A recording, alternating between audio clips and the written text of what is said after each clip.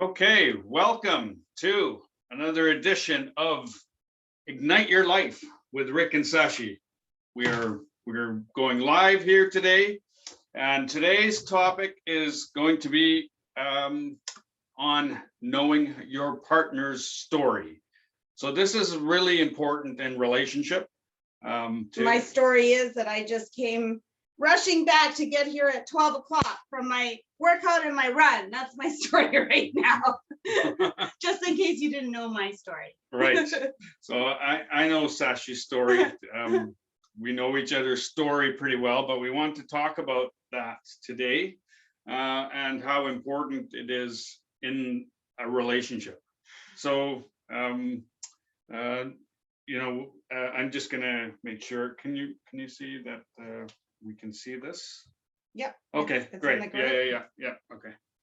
Just want to make sure that we get any comments that come in. We want to capture those.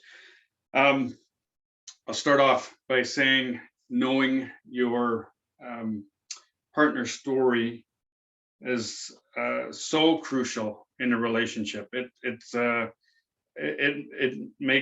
totally makes the difference between understanding what your partner is going through in that moment versus not having a clue and trying to guess and not understanding what's happening for them in those moments where there is misunderstanding or desperation or just even anger. If we don't understand what's happening for our partner in those moments, we're sort of up the creek without a paddle, because we don't know we don't know how to console our partner. We don't know how to help them work through whatever is happening for them. And all that comes with deeply knowing and engaging in what your partner has gone through in their life. And when I say knowing your partner's story, I don't mean the surface level knowing, like it's great to know the history of your partner. Hey, Frank. It's great to know the history of your partner and how their upbringing, what their family life was like, their relationships with their siblings and family dynamics, all very important. But I'm talking about an even deeper level of knowing the childhood traumas that your partner went through and actually exactly what they were feeling in those moments. And because those childhood traumas that we go through play out throughout our lives.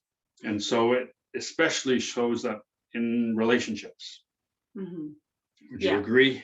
Yep, I'd agree. And I think I would just also add that so often people start to take things that their partner is doing and they start to take them personally without truly understanding. Like, if I think back, and I've used this example before, like coming in the back door after work, after a full day, and the kids are, everywhere, and the dishes are in the sink, and dinner needs to be made, and I look over and you're on the couch. And to me, I was taking that without understanding, why you could be on the couch. I took that as, oh my God, how could he be on the couch? There's all these dishes in the sink, and this needs to be done, and that needs to be done. But, you were on the couch because, in a lot of times you were in some kind of physical pain, but you just never told me. Right?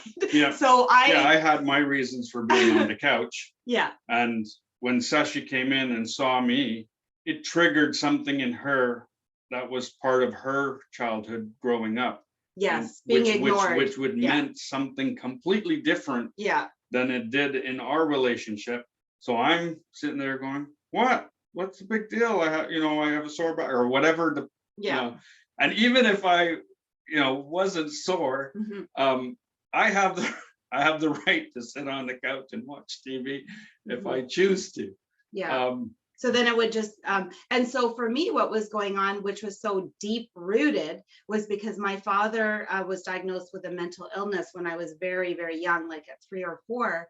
So he would often go like be in bed or be checked out or not notice what I was doing. So to me, I would just subconsciously go into this feeling of being ignored and there's chaos.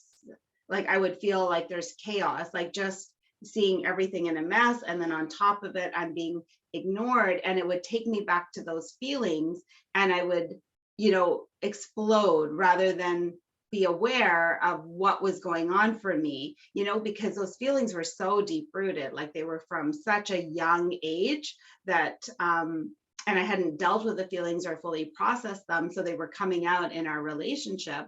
And then for Rick, he would see this like explosion and be like, well, what's the big deal? Oh my God. Like, Yeah. And then she would trigger in me, when she said I would ignore her, because she would trigger in me like, oh my God, there's going to be this burst of energy. And when I was a child, in my childhood, my dad had lots of bursts of energy, and the best way to navigate that was to just shut down.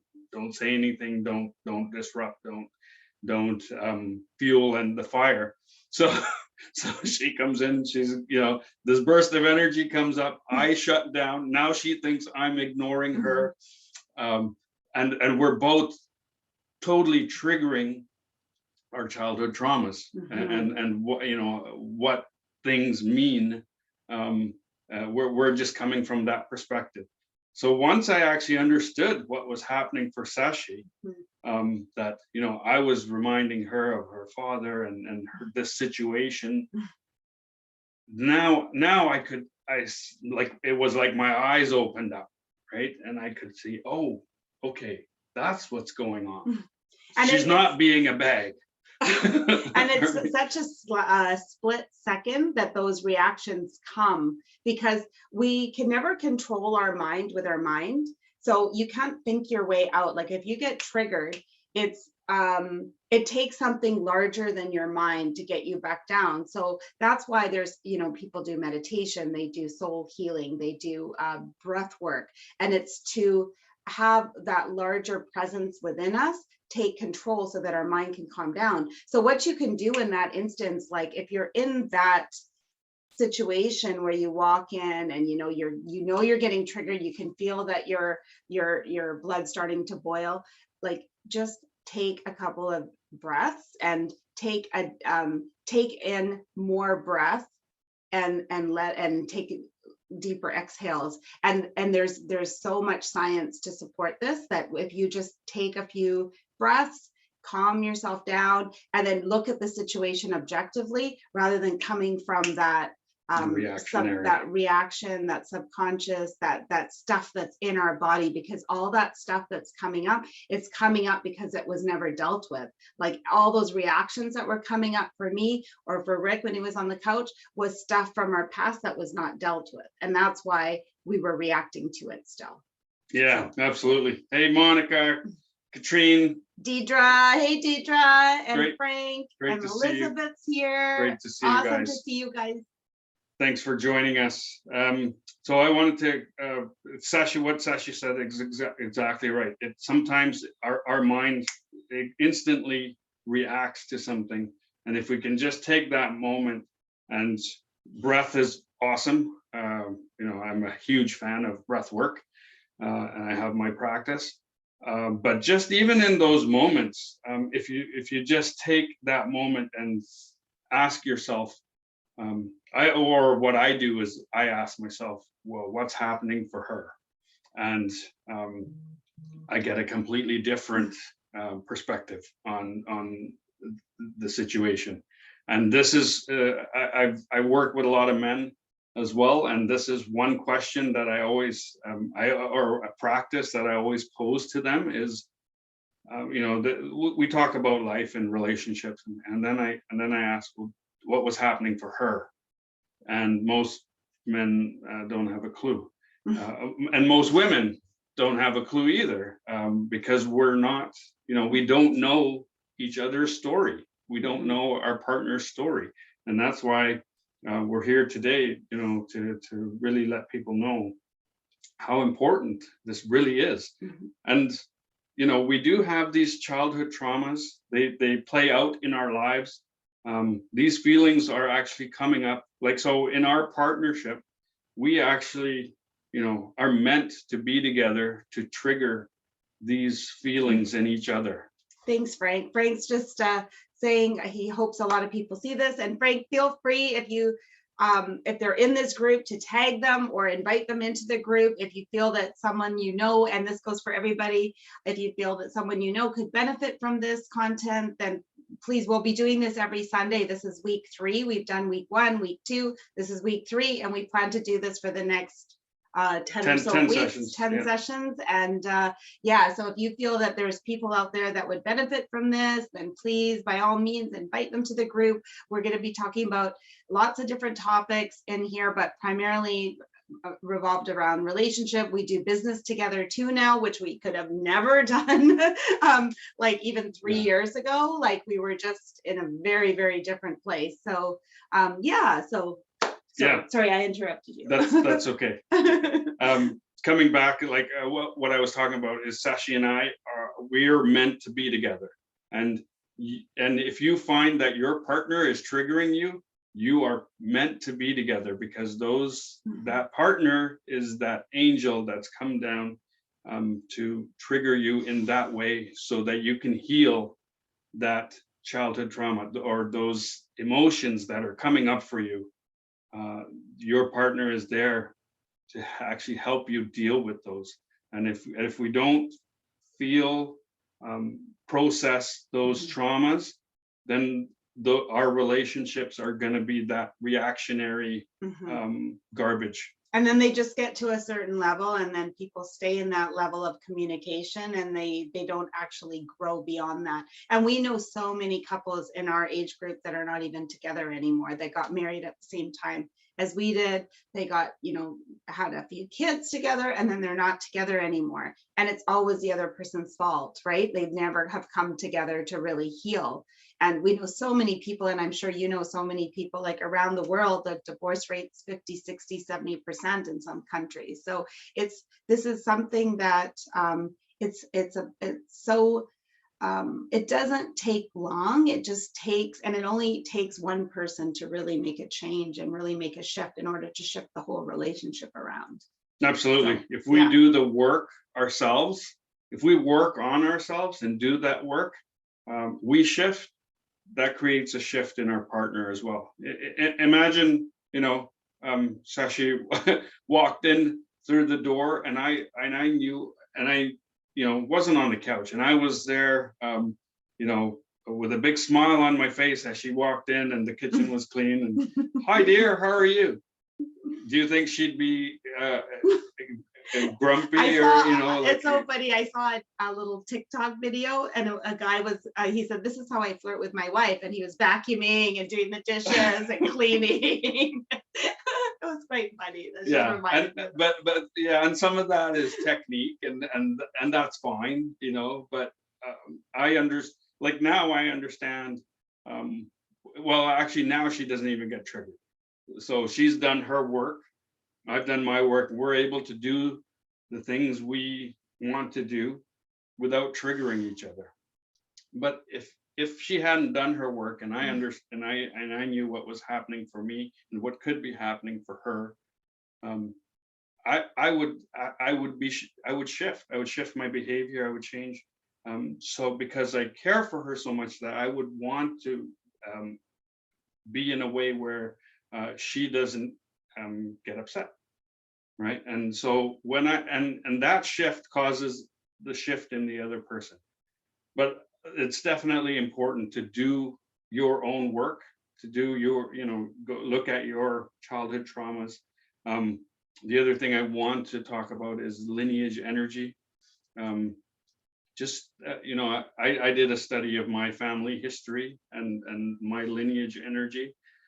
and there is so much that gets passed down to us, and I'm not going to go deep today, but there is so much that gets passed down to us, through genes, through the energy of a family system, um, and however you want to think of it. But there's an imprint, an energetic imprint that gets passed down, and we, behave in certain ways, where sometimes our behavior, even though we want to be completely different than what our parents were or what our grandparents were, we end up doing some of the same behaviors.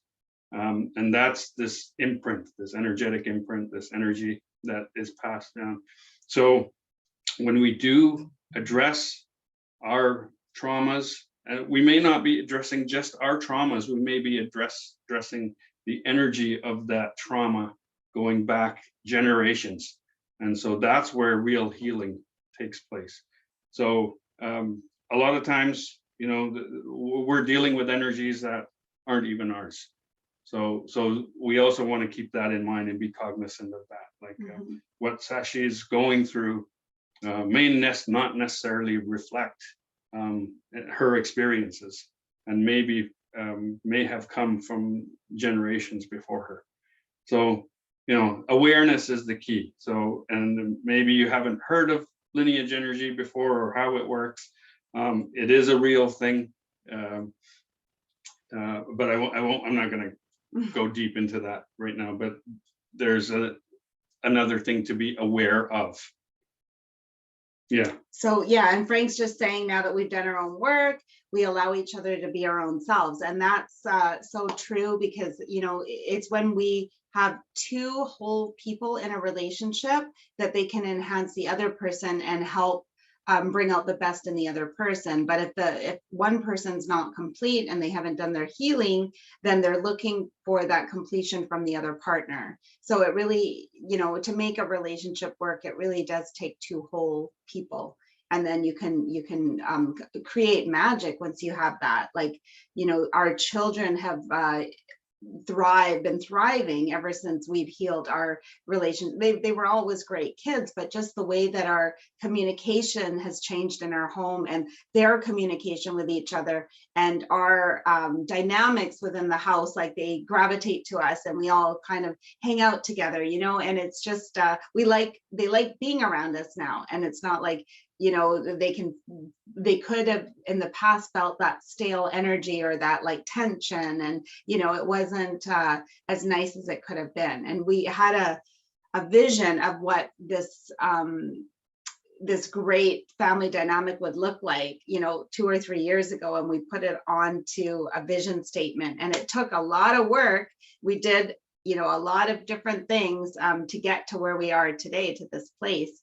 And we couldn't have done it with all the help that we had. We had such amazing coaches and mentors that really helped us go deep within us and helped us to heal. And I don't think we could have gotten out of it and been pushed out of it on our own. No, it was just, we tried all these different counselors, like going to all these different people, and different programs, and talking counselors is not the solution, right? It involves going deep. And we've been able to help other people now, help other couples, and with their issues, because it's not about who's right or wrong. It goes so much deeper than that. So it's always about self. And great. Shashi mentioned something that I want to pick up on, and we'll expand on another segment or another session, is feeling whole and complete, and what the dynamic and what chemistry is, and how people get attracted to each other, and the wounds that serve each other, and why those, what attracts us to one person later on starts to trigger us. And we'll talk more about that on another episode upcoming. Last thing I want to close with is creating safety. So in relationship, it's for us, it's absolutely important that we create safety in our relationship. But what I mean by that is so the other person feels safe enough to fully express what's happening for him or her. And this is where we're allowed to get vulnerable without any judgment. And when you can get to that place in a relationship where you can create the safety and be able to fully express what you are feeling as vulnerably as you can, that's where the magic really shows up. And you know, I always say create magic in your relationships, and creating safety in your relationships is a huge part of creating that magic in your relationships. So I just wanted to close with that. So that's why it's also so important to know your partner's story, because if you know your partner's story, you can create that safety for them. You know what's coming up for them, what they're feeling in that moment, when they're triggered, what childhood traumas are coming up, what emotions are coming up, and now you can create that safety. And when that happens, it's interesting. Not naturally, the masculine energy and the feminine energy shows up. There's a polarity that happens, and the union is just solidified, galvanized in that safety net. Anything you want to close with?